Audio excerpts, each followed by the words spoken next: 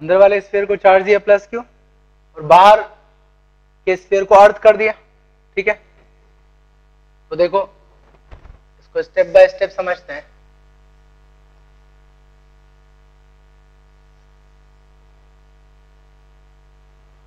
ये अंदर वाले स्फीयर को हमने चार्ज दिया प्लस क्यू, ठीक है।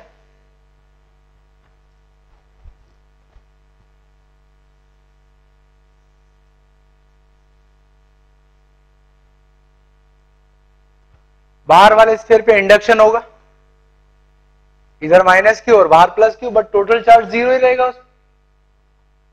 इंडक्शन के कारण माइनस क्यू और प्लस क्यू तो आ जाएगा बट टोटल जीरो, राइट। अब बाहर वाले को अर्थ किया हमने। अब थोड़ा सोचना, अभी सिर्फ इकलौता चार्ज है, इस चार्ज के कारण बाहर के सरफेस पर पॉजिटिव पोटेंशियल होगा। V is not zero here, V zero से ज्यादा है। जब आपने अर्थिंग की तब इसका पोटेंशियल जीरो बनना चाहिए, तो जीरो तभी बनेगा जब इस पर भी कुछ चार्ज आए और उस चार्ज का जो पोटेंशियल है वो अंदर वाले के पोटेंशियल को कैंसिल आउट कर सके।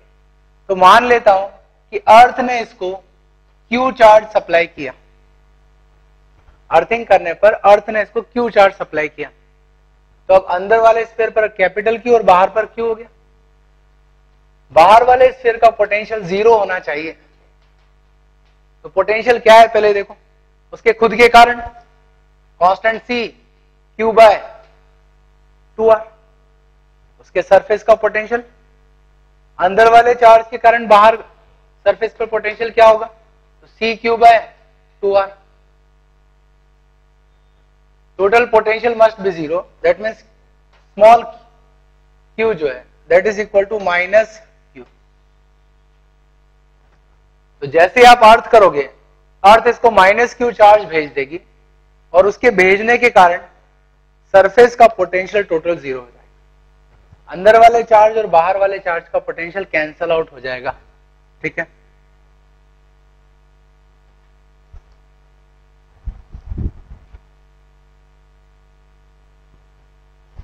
बाहर वाला जो स्फीयर है उस पे माइनस क्यू होना चाहिए। अब सवाल उठता है वो होगा कैसे, देखो डिस्ट्रीब्यूशन कैसा होगा वो बताना है हमें। अंदर वाले स्फीयर पर चार्ज प्लस क्यू,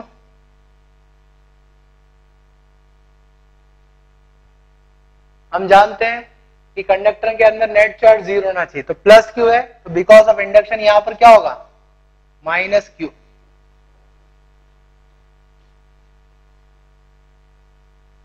अर्थिंग करके रखी हमने, याद करो अर्थिंग से पहले यहां था क्यू, यहां माइनस क्यू और बाहर प्लस क्यू भी था, बट जो अर्थ ने माइनस क्यू भेजा है चार्ज, उसने बाहर के चार्ज को न्यूट्रलाइज कर दिया, मतलब अब बाहर कोई चार्ज नहीं बचा। इस पर प्लस क्यू और इस पर नेट चार्ज कितना है, माइनस क्यू, ठीक है। दोनों के कॉम्बिनेशन ने बाहर का पोटेंशियल क्या कर दिया, जीरो, ठीक। तो इस तरह का डिस्ट्रीब्यूशन होगा।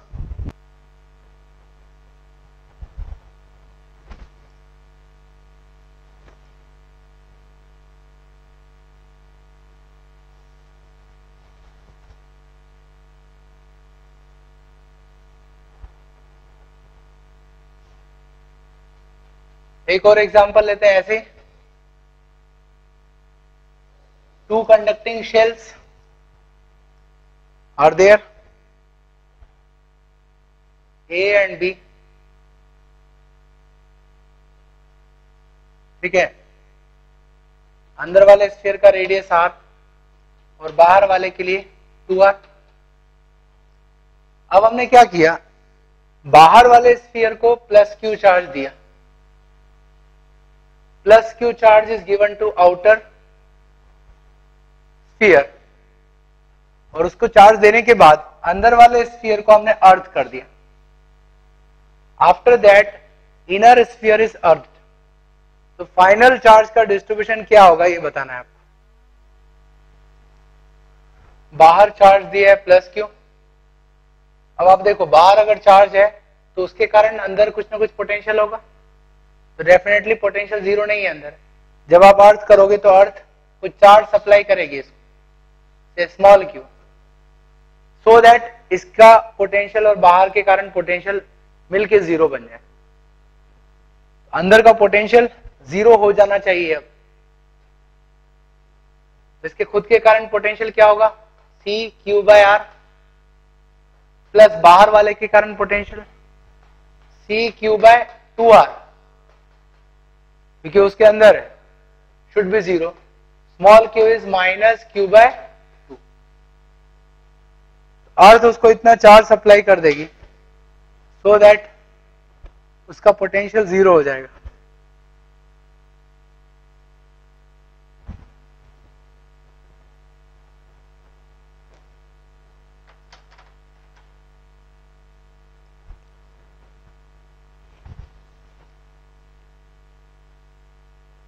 तो फाइनल डिस्ट्रीब्यूशन अगर बना है तो वो कैसा होगा, देखो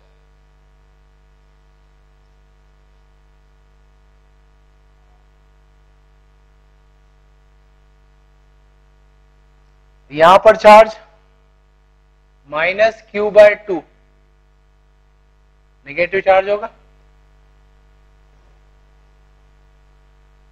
बाहर वाला जो कंडक्टिंग शेल है उसके अंदर नेट चार्ज जीरो होना चाहिए। वो तभी होगा जब यहां पर अंदर वाले सरफेस पर कितना चार्ज हो, प्लस क्यू बाय 2, राइट। और बाहर वाले पे टोटल चार्ज क्यू है, इसका मतलब रिमेनिंग चार्ज कहां होगा, बाहर।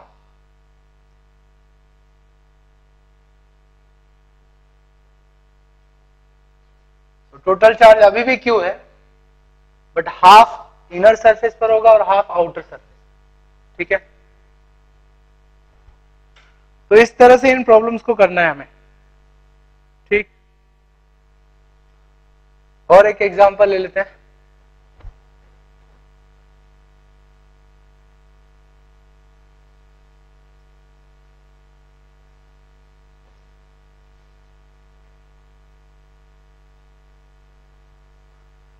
Now 3 concentric conducting shells are there,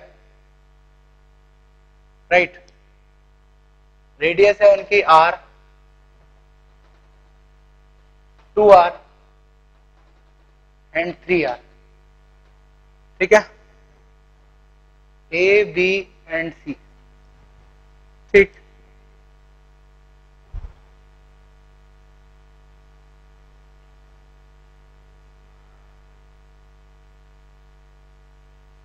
अब देखो हम क्या करते हैं, इनर स्फीयर को चार्ज देते हैं plus Q, at the same time outer sphere को हम चार्ज देते हैं माइनस क्यू। आउटर को चार्ज दिया माइनस क्यू, ठीक है।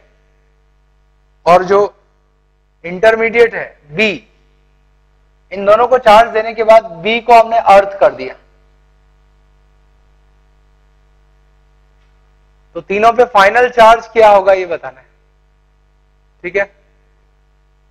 Find out final charge on all 3 shells.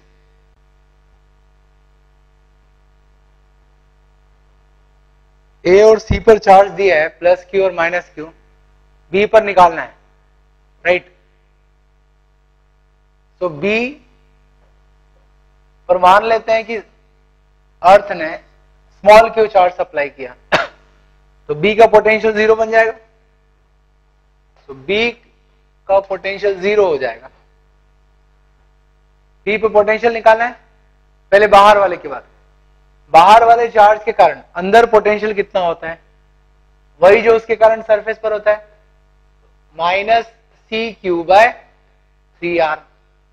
ये बाहर वाले के कारण पोटेंशियल होगा अंदर, प्लस बी का खुद के कारण पोटेंशियल, तो C Q by 2r, plus A के कारण, ए के बाहर है, ए के अगर वो बाहर है तो ये पॉइंट चार्ज की तरफ बिहेव करेगा, सेंटर से डिस्टेंस है 2r, तो इसका पोटेंशियल होगा C Q by 2r, that should be 0। ठीक है, तो देखो क्या मिलेगा हमें result, q/2 minus q/3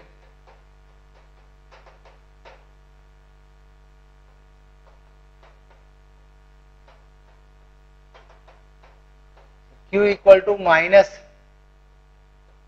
q/3, b पर फाइनल चार्ज होगा माइनस q/3। ठीक है,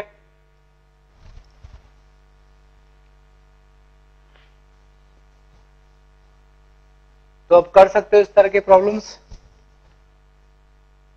अर्थिंग करोगे तो पोटेंशियल 0 करना है। ठीक,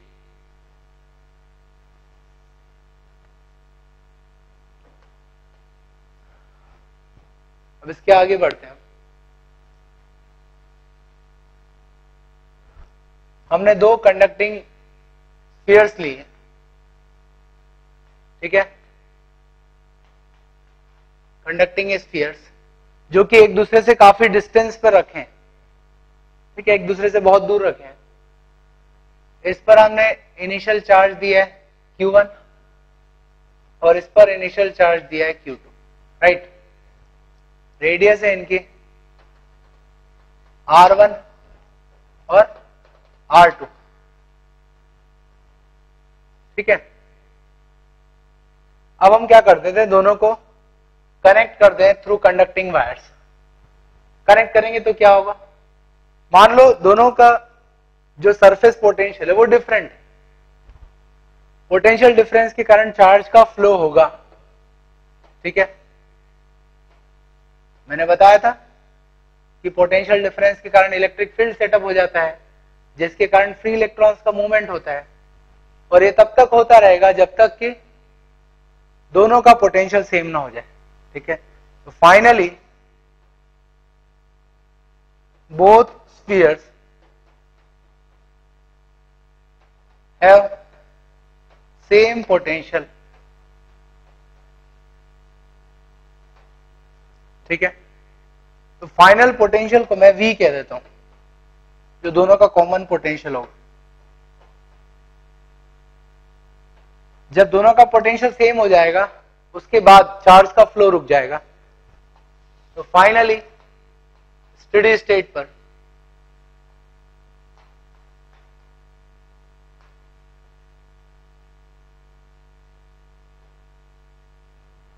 इस पर मैं फाइनल चार्ज ले लेता हूं q1 और इस पर q2।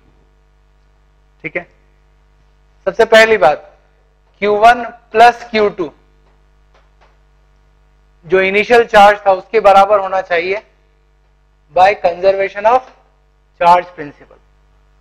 टोटल चार्ज कंजर्व रहेगा, दोनों का सम कांस्टेंट रहेगा।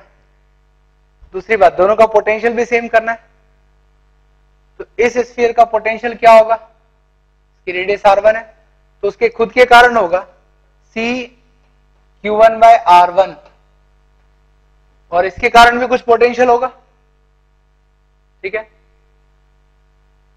किसी भी पॉइंट पर अगर पोटेंशियल या फील्ड निकालनी है तो आसपास सारे चार्जेस का रोल होता है, तो इसके खुद के कारण इतना प्लस इसके कारण ये बहुत दूर है तो इसके कारण इसका पोटेंशियल 0 मान लेंगे। k/r डिस्टेंस बहुत ज्यादा है तो इसका रोल यहां पर नहीं होगा, इसीलिए हमने इसको दूर मान लिया। राइट, ऐसे इसका पोटेंशियल cq2/r2 हो जाएगा और इसका रोल नहीं होगा वहां पर, that is equal to v common potential. तो हम कह सकते हैं q1/q2 is equal to r1/r2। मतलब ये हुआ कि अगर आप दो कंडक्टिंग स्फीयर्स को जोड़ देते हो तो फाइनल चार्ज जो है वो रेडियस के प्रोपोर्शनेट होगा। जिसकी रेडियस ज्यादा है उस पर ज्यादा चार्ज अपीयर हो जाएगा, जिस पर कम है रेडियस उस पर कम चार्ज होगा। ठीक है, तो हम कह सकते हैं finally Q is proportional to R। तो बड़े स्फीयर पर फाइनल चार्ज ज्यादा होगा। राइट, और मैं बात करता हूं सरफेस चार्ज डेंसिटी की।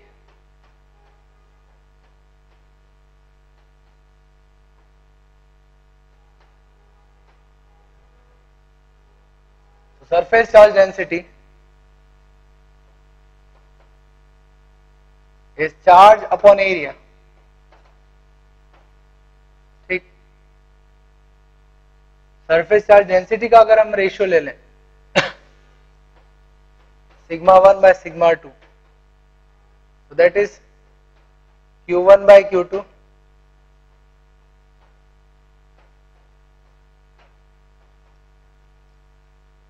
And finally R2 by R1 के बराबर होगा।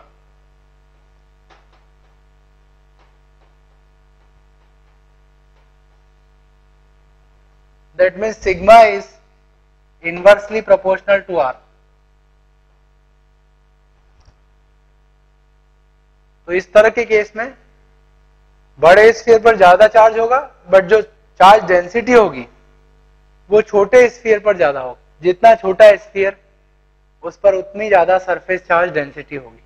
ठीक है, ठीक है, तो ये दो रिजल्ट याद रखना। फाइनल चार्ज रेडियस के प्रोपोर्शनेट होगा और सरफेस चार्ज डेंसिटी रेडियस के इनवर्सली प्रोपोर्शनल होगा। ठीक,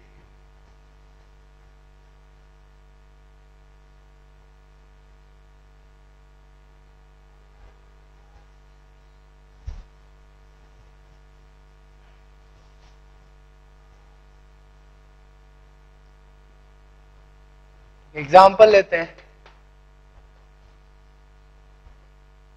दो स्फीयर है, एक की रेडियस r और दूसरे के लिए 2r। ठीक, इस पर हमने चार्ज दिया है +q और इस पर -2q, राइट। और दोनों को एक कंडक्टिंग वायर से कनेक्ट कर देते हैं। तो दोनों पे फाइनल चार्ज कितना होगा ये बताना है। Final charge on each sphere, तो चार्ज की शेयरिंग होगी तब तक जब तक पोटेंशियल सेम ना हो जाए, राइट। सो फाइनली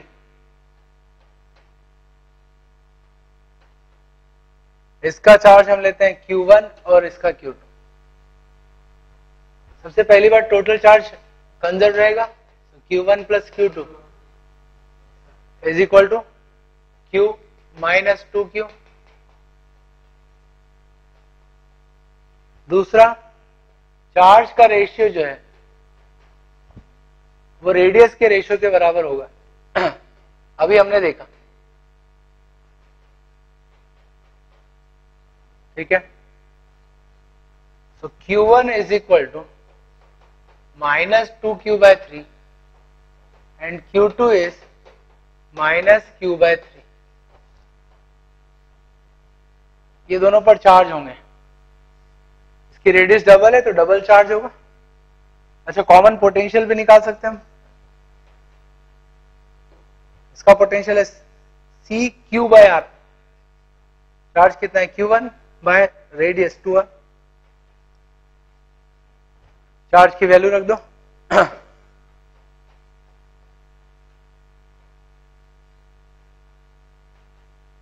ठीक है,